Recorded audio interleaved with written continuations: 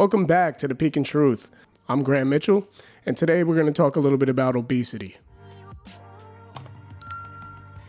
Stop trying to normalize everything. You're not helping anybody. Obesity is obviously a major issue in our culture today. We're literally the fattest country in the world. What's even more illuminating than the obesity epidemic itself is how quickly we found ourselves in this predicament. There's many issues that we could point to and should discuss and consider that lead to or increase the probability or propensity for an individual to become obese at a young age and in adulthood. We could talk about healthy food options. We could talk about how the American Food Regulatory Apparatus, the FDA, is not even the most stringent in the world. In fact, many ingredients that are included in everyday products that are sold in America are banned in other countries. We could talk about how modern conveniences have led to a more sedentary lifestyle, and that's one of the major reasons why we have such an obesity epidemic in the country. These are valid points. I agree. Here's where I disagree. Alcoholics have channels set up to help deal with their alcoholism.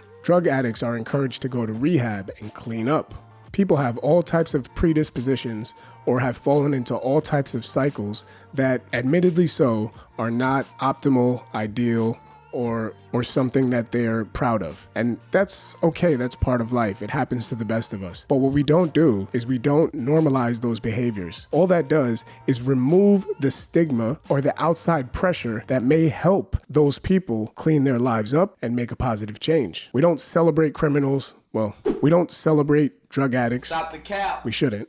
We don't celebrate alcoholics. We don't celebrate people with serious addictions. And that's what obesity is. Obesity is a combination of food addiction, a sedentary lifestyle, or a lack of activity or exercise, and also poor upbringing. Now, a lot of people are going to turn to the genetics argument. It's definitely true that there are a multitude of reasons why some people are predisposed to gain more weight or to hold on to more fat than others. That's a fact. However, that is not evidence of a propensity for obesity. Facts. We didn't have these problems 50, 60 years ago, and I'm pretty sure the genetics were the same. What does that mean? It means that lifestyle and behaviors are the cause of the rise in obesity. In other words, they're within our control. So how do we attack that? Do we normalize those behaviors because we don't want to offend people? Or do we try to understand the position that some people are in and simultaneously strongly encourage the opposite behaviors to lead them in a direction that's not better for us, that's better for them? It's obviously the second one. The problem is today in our culture, we're more concerned with protecting people's feelings than actually protecting their health. I'm not advocating for bullying or shaming. I am advocating for eliminating the normalization of obesity. This is not the type of behavior we want to normalize. It's not helpful to tell people that it's okay that they're obese. Being overweight does not make them a terrible person. That's obviously true, but that's neither here nor there. That has nothing to do with the point. It's a health issue.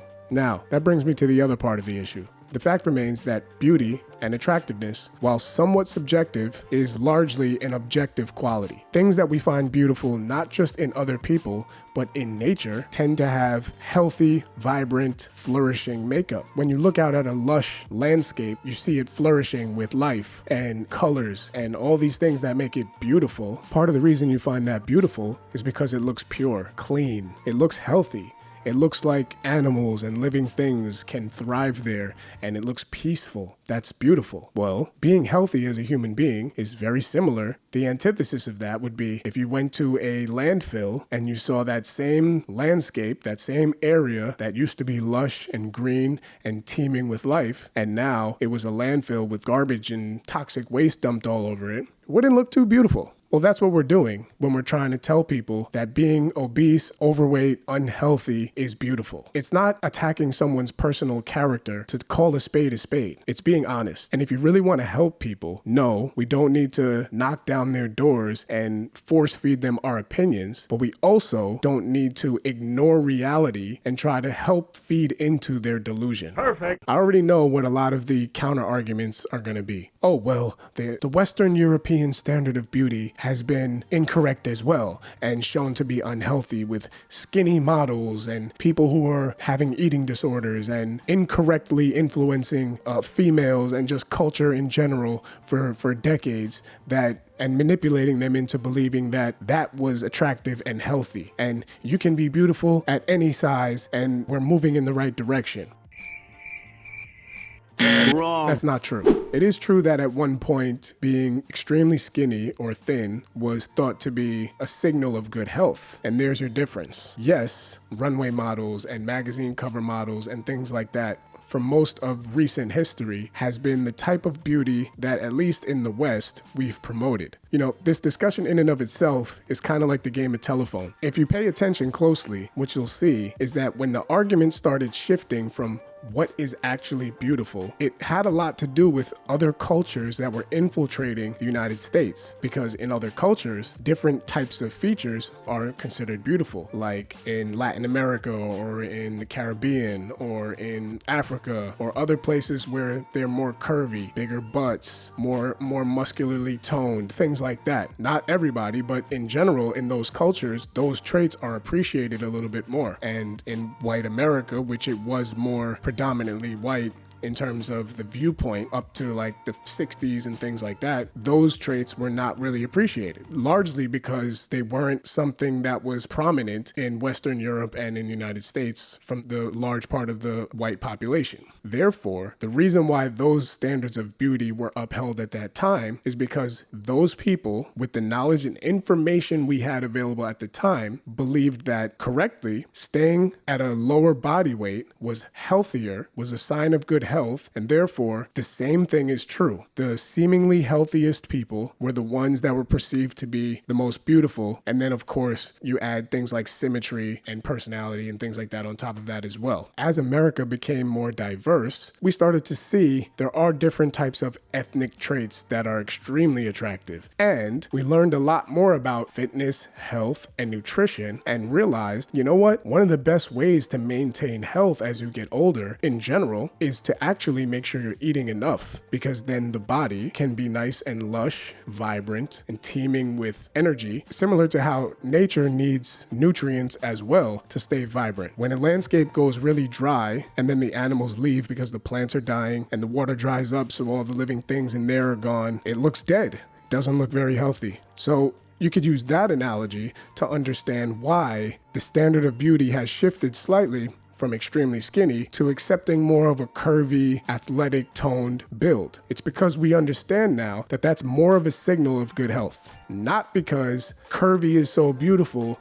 that even more curves up to the point of obesity is still a standard of beauty and good health, because guess what? It's not. There's no argument that you can make that can disprove that. It's just not. The whole discussion about beauty is in the eye of the beholder, that's a completely separate discussion. That's preference.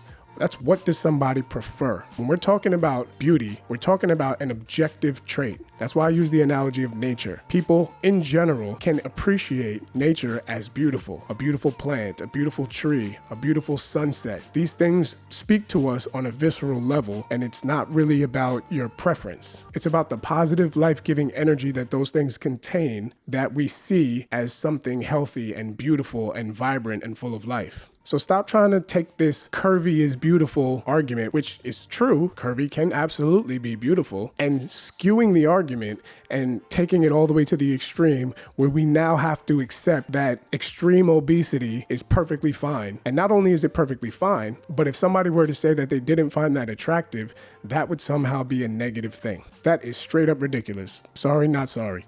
As someone who actually does this for a living and has studied this extensively, I'm also saying that if you do have weight issues and you'd like to do something about it, you shouldn't feel bad about yourself. The goal is not necessarily for everybody else to have compassion for you. It's for you to have compassion for yourself and to understand that you're a human being and everybody makes mistakes and sometimes things get out of control and you've ended up in a situation that's difficult to get out of. That's perfectly okay. What's not okay is staying in that place, refusing to take any positive steps forward because you believe that that somehow means you don't love yourself and you don't need to change anything about yourself to be a healthy, happy human being. That's just not true. I'm sorry. We have so much information available to us about how the body works, and there is absolutely something you can do about it. It might be difficult, but nothing worth anything was ever easy. Take a deep breath, take a step forward, and make it happen.